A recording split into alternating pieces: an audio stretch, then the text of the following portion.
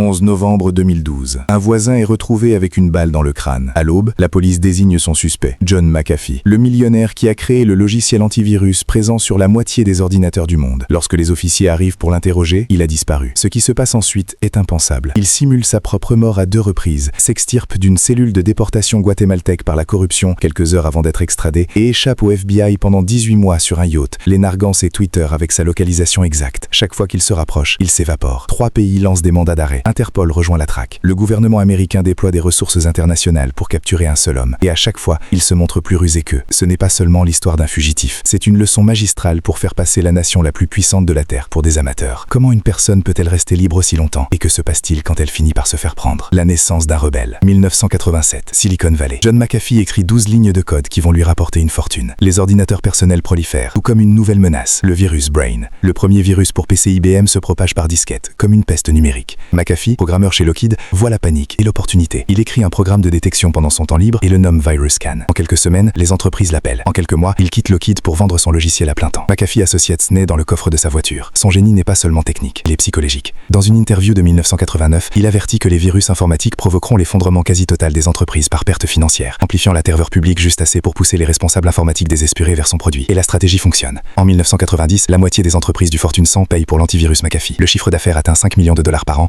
et double tous les 6 mois. John McAfee devient la royauté de la Silicon Valley, l'homme qui a dompté la jungle numérique. Mais John méprise le trône. Les réunions de conseil d'administration l'ennuient. Les appels sur les résultats trimestriels lui semblent être une prison. 1000 patrons, se plaint-il à ses amis. Actionnaires, régulateurs, avocats, exigeant tous la conformité. C'est un homme qui a été expulsé d'un programme de doctorat pour avoir couché avec la fille d'un professeur, qui a été licencié d'un poste d'ingénieur pour être arrivé sous l'emprise d'hallucinogènes, qui séjour caché derrière une benne à Bourdonne dans une panique induite par la drogue. Le même rebelle qui organisait des cérémonies occultes et des concours sexuels sur le lieu de travail, au siège de son entreprise, juste pour provoquer les conventions. La vie d'entreprise l'étouffe. En 1993, il encaisse, vend ses parts pour 100 millions de dollars et quitte l'empire qui porte son nom. Il a 48 ans et il est libre. Pendant un temps, il dérive, retraite de yoga, avion ultra léger, livre sur le mysticisme oriental, mais rien ne le satisfait. En 2008, le krach financier évapore la majeure partie de sa fortune. Sa valeur nette chute de 9 chiffres à 4 millions de dollars. Cette perte, soit l'humilie, soit confirme ses soupçons. Il décide que les gouvernements et les institutions sont des parasites conçus pour drainer la liberté individuelle. Je ne laisserai jamais l'État posséder ma vie, dit-il à un journaliste. Et il est sérieux. En 2009, John monte dans un avion pour le Belize. Pas de traité d'extradition, pas d'IRS, fisc américain et pas de règles. Juste de l'eau turquoise, du sable blanc et la promesse d'une autonomie absolue. Il achète une villa en bord de mer sur Amber Gris Sky, puis un complexe dans la jungle, près d'Orange Walk. Il embauche des gardes de corps armés, des ex-détenus et des gros bras locaux. Il construit un laboratoire de fortune pour rechercher des antibiotiques à base de plantes, affirmant qu'il va guérir les superbactéries avec des plantes de la jungle. Il s'entoure de petites amies adolescentes, formant une communauté de loyauté liée par l'argent et la peur. Les locaux murmurent que le millionnaire américain est fou ou dangereux, peut-être les deux. Le jour, John pilote son avion ultra léger au-dessus du récif. La nuit, il organise des fêtes autour de feux joie avec des armes automatiques exposées comme des cadeaux de fête. Il lance même une société pharmaceutique, Quaromex, pour légitimer ses expériences dans la jungle. Pour les étrangers, il n'est qu'un autre expatrié excentrique jouant aux scientifiques. Mais quelque chose de plus sombre fermente. Sa paranoïa commerciale, autrefois un atout, se transforme en psychose d'isolement. Il se bat avec des gangsters pour le territoire. Il s'accroche avec ses voisins pour le bruit. Mais le Belize, il l'apprendra trop tard, n'est pas un endroit où les étrangers écrivent leurs propres lois. Et la mèche est déjà allumée. Mais avant l'explosion, qu'est-ce qui transforme un génie de la tech millionnaire en chef de guerre de la jungle? Et pourquoi un homme qui a bâti sa carrière sur la protection finit-il accusé du contraire? 30 avril 2012, l'unité de répression des gangs frappe le complexe de McAfee avec une précision militaire, sans aucun mandat présenté. Des officiers en tenue tactique sont la propriété, alignant McAfee, sa petite amie et son personnel contre un mur, sous la menace d'armes. Ses chiens, 4 massifs mastifs dressés pour l'agression, chargent les intrus. Un officier crie un avertissement. Un chien bondit en grognant. Un coup de fusil à pompe à balle animal en plein élan. Tu as tué mon putain de chien, hurle McAfee, les yeux fous. Les officiers le plaquent face contre terre dans la poussière. Il pille chaque structure pendant 6 heures, renverse l'équipement de laboratoire, confisque des fusils et des pistolets, saisissent des bouteilles de chimie que McAfee prétend être des composés antibiotiques. Il le mène quand même à Belize City, le jette dans la Peace House, la cellule de détention de la prison centrale du Belize, nommée ainsi à cause de l'égout à ciel ouvert qui la traverse. McAfee y passe une nuit, soudoyant un garde avec un billet de 100 $ pour une seule cigarette, utilisant un sac poubelle comme ceinture parce qu'ils ont confisqué la sienne. Il est libéré le lendemain matin, sans charge. Mais le mal est fait. Un interrupteur bascule. John décide que le gouvernement veut sa mort. Est-il paranoïaque? Peut-être. A-t-il tort? C'est plus difficile à dire. Après le raid, il dort avec un Glock sous son oreiller. Il installe des fils de détente et des caméras autour du complexe. Il commence à divaguer auprès des visiteurs au sujet de complots d'assassinat, de cartels et de police corrompus travaillant ensemble. Le premier ministre du Belize le traitera plus tard d'extrêmement paranoïaque, voire de cinglé. John le prend comme un compliment, car seuls les paranoïaques survivent. Pendant ce temps, à 50 mètres là, sur Amber et Sky, un conflit plus calme s'envenime. Gregory Fall, un expatrié de 52 ans originaire de Floride, s'est installé au Belize pour le silence et le soleil. Au lieu de cela, il a eu John McAfee comme voisin. Les 9 chiens de McAfee errent librement sur la plage, aboyant toute la nuit, mordant occasionnellement des touristes. Fall dépose des plaintes auprès du maire. Violation de bruit et plainte pour animaux dangereux. Il affronte McAfee directement. Contrôle tes chiens ou je m'en occuperai moi-même. John refuse. Il a besoin des chiens pour sa sécurité. La querelle couve pendant des semaines. Puis, le 9 novembre 2012, quelque chose rompt. Cette nuit-là, les chiens de McAfee commencent à mousser de la bouche. Un par un, 4 animaux s'effondrent, convulsants. À l'aube, ils sont morts, empoisonnés. John est dévasté, puis enragé. Il ordonne à son personnel d'abattre les chiens mourants pour mettre fin à leur souffrance. Il saisit son pistolet et arpente le complexe, bouillant de rage. Quelqu'un a envoyé un message. Peut-être les cartels, peut-être ce voisin gringo qui les a menacés. 24 heures plus tard, le 10 novembre 2012, un seul coup de feu claque dans l'air nocturne sur Amber Sky. Les voisins l'entendent, le considèrent comme des pétards ou un retour de flamme de voiture. Le lendemain matin, dimanche 11, une femme de ménage trouve Gregory Fall face contre terre sur le sol de sa villa dans une mare de sang. Une balle de 9 mm à l'arrière de la tête, style exécution. Son ordinateur portable et son téléphone portable ont disparu. L'île est figée sur le choc. Un Américain assassiné au paradis. La police du Belize tente immédiatement d'interroger le voisin instable de Fall. Lorsque les officiers arrivent au complexe de McAfee vers... Attrapez-moi si tu peux. John ne s'enfuit pas à l'aveugle. Il prépare cela depuis des mois. Il a cartographié des planques et cultivé des contacts. Des gens qui ne peuvent pas être suivis, murmurera-t-il plus tard à un journaliste. Dans les 6 heures suivant son passage à la clandestinité, lui et Samantha se déplacent à travers un réseau de cachettes à l'intérieur du Belize. Entrepôts abandonnés, maisons de locaux sympathisants, une cabane de pêcheurs sur une rivière de mangroves. La police et les soldats ratissent le district avec des chiens et des hélicoptères. Ils installent des barrages routiers sur chaque autoroute. Ils perquisitionnent les maisons de toute personne liée à McAfee. Mais John reste un fantôme. Si vous appréciez cette histoire, explosez ce bouton j'aime. Cela me dit que vous voulez plus de plongées profondes sur des gens qui ont déjoué le système. Et abonnez-vous, car la semaine prochaine, nous couvrons quelqu'un qui fait paraître McAfee bien sage. Au 3e jour, terré dans un bunker en béton, pendant que la police cherche à 200 mètres de là, John trouve une vieille télévision et tombe sur Le Robinson Suisse, le film de 1960 sur des naufragés construisant une vie sur une île déserte. Il reste assis là à manger des haricots en conserve, regardant la famille Robinson construire une forteresse en bambou et rit du parallèle. Peut-être que je devrais construire une cabane dans les arbres, plaisante-t-il avec Samantha. En réalité, chaque heure passée au Belize réduit ses chances de liberté. L'unité spéciale se rapproche, les informateurs parlent, les frontières sont verrouillées et il a besoin d'une sortie. 14 novembre 2012, 3 jours après le meurtre. Sous le couvert de l'obscurité, McAfee monte à bord d'un petit bateau de pêche sur la côte sud du Belize. Il paye le capitaine $2000 en espèces pour une traversée illégale vers le Guatemala. Pas de tampon sur le passeport, pas de registre. Le bateau coupe son moteur à 1 km au large et dérive dans les eaux guatémaltèques. À 3 heures du matin, il débarque sur une plage déserte près de Puerto Barrios. John et Samantha attendent sur le rivage et disparaissent dans la jungle. À l'aurore, ils sont à Guatemala City, s'enregistrant à l'hôtel Villa Royale sous de faux noms. Pour la première fois en 72 heures, John expire. Il a échappé au Belize, mais il ne peut résister au projecteur. Avec le meurtre de Fall faisant la une des manchettes internationales, John décide de contrôler le récit. Il contacte le magazine Vice via un email crypté, offrant un accès exclusif au mania de l'antivirus le plus recherché au monde. L'éditeur de Vice et un photographe s'envolent pour le Guatemala, localisent McAfee et passent 2 jours avec lui. John sourit à travers une barbe d'hirsute, le bras sur l'épaule du journaliste. Il publie des photos et une mise à jour triomphale sur leur blog. Nous sommes en sécurité. L'article se viralise et John se sent invincible. Mais il ne l'est pas. Il vient de commettre la plus grosse erreur possible. Quelques heures après la publication, un hacker tweet: John, je t'ai trouvé. Vérifie les données exif de tes photos. La photo publiée par Vice contient des métadonnées GPS, les coordonnées exactes de l'hôtel. Chaque agence de renseignement et force de police de la planète sait maintenant où se trouve McAfee. Son coup médiatique vient de se transformer en une catastrophe catastrophique. 5 décembre 2012, 24 jours après le meurtre de Fall, la police guatémaltèque prend d'assaut l'hôtel Villa Royale. McAfee est dans le hall en train de parler à ses avocats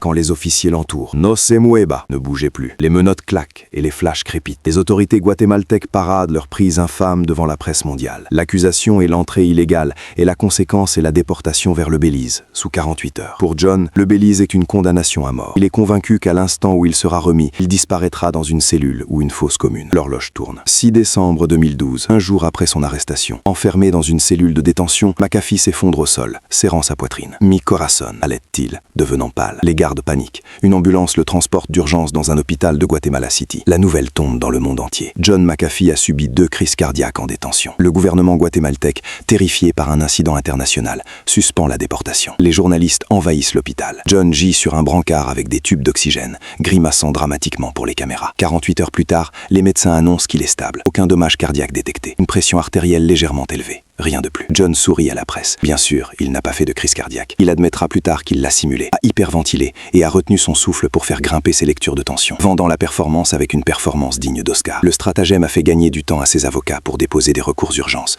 enrayer la bureaucratie. Et dans ce chaos, le gouvernement du Guatemala a choisi la voie de la moindre résistance. Il déporte John McAfee non pas au Belize, mais aux États-Unis. Un vide juridique. Il est entré illégalement au Guatemala depuis le Belize. Ils peuvent donc techniquement le rapatrier dans son pays d'origine. John vient de mettre une nation entière en échec et mat. 12 décembre 2012, aéroport international de Miami. John McAfee descend de l'avion, ébouriffé, mal rasé et victorieux. Il vient de déjouer une traque dans 2 pays, de simuler une urgence médicale et de transformer une capture garantie en un billet gratuit pour rentrer chez lui. Des agents fédéraux l'interrogent brièvement, mais sans charge américaine en cours. Ils le libèrent. John sort sous le soleil de Floride, lançant un sourire aux caméras. C'est bon d'être à la maison. Il a échappé aux mâchoires du Belize. La question est, pour combien de temps? Comment un fugitif devient-il une célébrité? Et que se passe-t-il quand le pays que vous pensiez sûr s'avère être celui qui vous traque aussi? Running Man 2.0. Janvier 2013, Portland, Oregon. John McAfee épouse Janice, une ancienne prostituée de Miami de 30 ans, sa cadette. Il l'a rencontrée lors de sa première nuit de retour aux États-Unis. Il s'installe dans un appartement de location. John essaie la vie domestique. Café le matin, promenade au parc, Netflix le soir. L'expérience dure 4 mois. Il s'ennuie à mourir. Dès l'été, il retourne à la provocation. Il produit une vidéo virale sur YouTube, Comment désinstaller l'antivirus McAfee. Une comédie noire surréaliste mettant en scène John entouré d'armes et de femmes sniffant des selles de bain tout en se moquant du logiciel qui porte toujours son nom. La vidéo accumule des millions de vues. Ensuite, il annonce une candidature présidentielle en 2016 sous le Cyber Party nouvellement créé. Le programme de campagne est fou. Légaliser les drogues, abolir le fisc, tout crypté. Il obtient 0% dans les sondages, mais génère des gros titres. John McAfee ne vit pas, il fait une performance. En 2018, il trouve son acte suivant. Évangéliste de la crypto-monnaie. Bitcoin, Ethereum, altcoins. John les déclare comme étant le futur et se proclame leur prophète. Et sans mentir, en voyant cela depuis 2025, il avait au moins un peu raison. J'espère que chacun d'entre vous a pris des bitcoins en suivant ses conseils. Il vit sur un yacht de 23 mètres, équipé d'internet par satellite, d'un arsenal d'armes à feu et avec Janice comme second. Pourquoi un yacht? Parce qu'il sait ce qui arrive. John n'a pas rempli de déclaration d'impôt depuis 2010. Il n'a pas payé $1 au fisc en 8 ans. L'imposition est un vol, dit-il aux intervieweurs en souriant. L'IRS est une organisation criminelle. Mais l'IRS, sans surprise, n'est pas d'accord. Janvier 2019, un grand jury fédéral au Tennessee inculpe secrètement McAfee de 8 chefs d'accusation pour évasion fiscale, non-dépôt de déclaration et fraude fiscale volontaire, ce qui signifie des décennies potentielles en prison. Une source informe John. Plutôt que de se rendre, il démarre les moteurs de son yacht et disparaît dans les Caraïbes. Il tweet une photo de lui sur le pont, fusil à la main. Aujourd'hui, j'ai quitté les États-Unis. Je suis plus libre que jamais. S'ensuit un jeu de chat et de la souris maritime de 18 mois, sans égal dans l'histoire moderne des fugitifs. McAfee saute de pays en pays par la mer. Cuba, République dominicaine, Bahamas, peut-être le Venezuela. Tous les quelques jours, un nouveau port. Tous les quelques jours, un nouveau tweet provocateur. Il vit avec du cash et de la crypto-monnaie, utilisant des téléphones. Quand votre passeport est signalé, chaque aéroport est un piège. Chaque passage de frontière est un pari. John évite totalement les vols commerciaux. Un scan de passeport et c'est fini. Au lieu de cela, il compte sur le mouvement constant et la publicité constante, comme bouclier jumeau. Paradoxalement, sa célébrité le protège. Les gouvernements préfèrent les arrestations discrètes, mais John rend cela impossible en diffusant sa position, ou des positions leurs, à 2 millions d'abonnés. Il donne mes interviews en direct depuis des pièces non divulguées, défiant le fisc de venir le trouver. Il tweet une photo, soi-disant depuis la Norvège, portant un string comme masque facial, et prétend que la police norvégienne l'a arrêté pour cela. Mais c'est un canular. Les autorités chassent des fantômes. 24 juillet 2019, Puerto Plata, République dominicaine. Le yacht de McAfee accoste pour faire le plein. Les autorités locales, alertées par Interpol, envahissent le quai. Ils montent à bord et détiennent John, Janice et l'équipage pour suspicion d'armes à feu illégales en sa possession. 4 fusils à pompe, 3 pistolets, assez de munitions pour équiper une petite milice. Finalement, il est pris. Mais après 4 jours de négociations et probablement quelques échanges de cash, la République dominicaine le libère sans charge. Ils ne veulent pas participer à ce cirque. John lève un verre de rhum alors que le yacht s'éloigne. Même quand je suis arrêté, je repars libre. Mais le filet se resserre. Fin 2019, McAfee se réinstalle en Europe de l'Est. Il poste des vidéos cryptiques depuis des plans. J'ai collecté des dossiers sur la corruption dans les gouvernements du monde entier. Si je tombe, ils tombent tous avec moi. Bluff ou menace, assurance ou délire, peu importe. En octobre 2020, peut-être limité par les restrictions de voyage liées au Covid, peut-être simplement épuisé, John fait quelque chose d'inhabituel. Il s'arrête de courir. Lui et Janice louent un appartement près de Barcelone, en Espagne. Il sort rarement. Le 5 octobre 2020, il se rend à l'aéroport El Prat de Barcelone, soi-disant en partant pour Istanbul. À l'enregistrement, un scan de passeport signale son nom. En quelques minutes, la police espagnole l'entoure. Après des années d'évasion en haute mer, après avoir été plus malin que la police de 3 pays, John McAfee est arrêté à la demande du département de la justice américain. Le jeu est terminé, voulait-il. Et que fait un homme qui a juré de ne jamais être encagé quand la cage se verrouille enfin? Fin de partie en exil. 23 juin 2021. Prison Briance 2, Barcelone. John McAfee, 75 ans, est assis dans une cellule en béton attendant son extradition vers les États-Unis. Il est enfermé depuis 8 mois. Pas d'armes, pas de gadgets, pas de Twitter à la demande. Juste des murs et du temps. Par l'intermédiaire de ses avocats, il parvient à envoyer des tweets sporadiques. Dans l'un d'eux, il écrit « Je suis satisfait ici. J'ai des amis. Mais sachez que si je me pends à la Epstein, La référence est sans équivoque. Jeffrey Epstein, le financier retrouvé mort dans une cellule fédérale, dans des circonstances suspectes. Au fait, vous voulez une vidéo sur lui? Dites-le moi dans les commentaires. Les abonnés de John prennent note. Il s'était même fait faire un tatouage quelques mois plus tôt, Whacked, affirmant qu'il avait été prévenu d'un complot contre lui. Pour le public, il insiste qu'il ne se suicidera pas. Devant le tribunal espagnol, il insiste que les charges sont politiquement motivées, qu'il est un dissident persécuté pour avoir parlé contre les abus du gouvernement. Le tribunal reste de marbre. Les procureurs américains travaillent par les voies diplomatiques, construisant leur dossier. Les charges sont graves. 8 chefs d'évasion fiscale, des millions dus, une peine de prison à perpétuité potentielle, compte tenu de son âge. Des accusations de fraude distinctes allèguent qu'il a manipulé les prix des crypto-monnaies par des stratégies de pump and dump, escroquant les investisseurs. McAfee sait que s'il est extradé, il mourra dans une prison américaine. Il dit à un confident qu'il ne permettra pas ce sort. Pourtant, dans ses messages à Janice, il reste défiant. Je n'ai aucune peur de ce qui arrive. Et peut-être le croit-il. Le 23 juin 2021, à 13h, la Cour nationale espagnole signe l'ordre d'extradition de John McAfee. Dans l'heure qui suit, un officier de justice délivre la nouvelle à Briance 2. John est informé qu'il sera transféré sous la garde des États-Unis incessamment, peut-être d'ici quelques jours. Il appelle Janice. Je t'aime, je t'appellerai ce soir. Mais il n'y a pas d'appel le soir. Vers 19h, des gardes effectuant une vérification routine trouvent John McAfee pendu à un drap de lit dans sa cellule. Les ambulanciers arrivent en quelques minutes. Ils prononcent son décès à 19h23. La cause officielle est le suicide par étranglement. Il avait 75 ans. Capturé, enfin, mais jamais jugé. Mais vous pensiez que ça s'arrêtait là? Pas question. Pas pour ses partisans. Janice insiste publiquement que John n'était pas suicidaire, qu'il était de bonne humeur lors de leur dernière conversation, que le timing, quelques heures après l'ordre d'extradition, est trop opportun. Les autorités espagnoles pratiquent une autopsie. La toxicologie ne montre aucune drogue. Cause de la mort confirmée. Asphyxie compatible avec un étranglement. L'enquête conclut au suicide. Mais les théories du complot inondent Internet. John avait-il des dossiers sur des gens puissants? A-t-il été silencieux? Ou a-t-il orchestré un dernier tour? Simulé sa mort? S'est-il échappé dans la légende? La possibilité la plus tragique. L'homme qui avait juré de ne jamais céder a simplement pris la seule sortie qui lui restait, selon ses propres... Le corps de John McAfee est resté dans une morgue espagnole pendant des mois, alors que les batailles juridiques sur sa succession se déroulaient. Même dans la mort, son histoire résistait à toute conclusion. C'était un homme qui avait bâti un empire sur la peur, qui avait transformé la paranoïa en profit, qui avait combattu la loi pendant une décennie et avait presque gagné. Il a vécu comme un hors-loi de l'ère numérique, sautant les frontières et narguant les gouvernements, transformant sa vie en art de performance. Il dit un jour, dans un moment rare et calme, il vaut mieux vivre un jour comme un lion que 1000 ans comme un agneau. Et si vous pensez que l'histoire de John McAfee est folle, vous n'avez encore rien vu. Regardez ma vidéo précédente, l'homme qui a déjoué la NSA,